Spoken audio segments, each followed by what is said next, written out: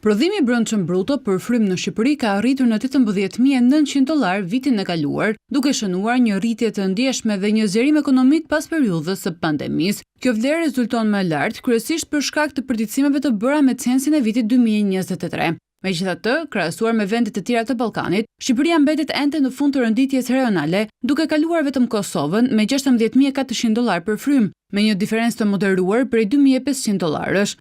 Më tej Bosnia-Hercegovina qëndron në një nivel më të lartë me $20.400, ndërsa Maqedonia e Veriut e kalon ndjeshëm Shqipërinë me $24.500 për frym.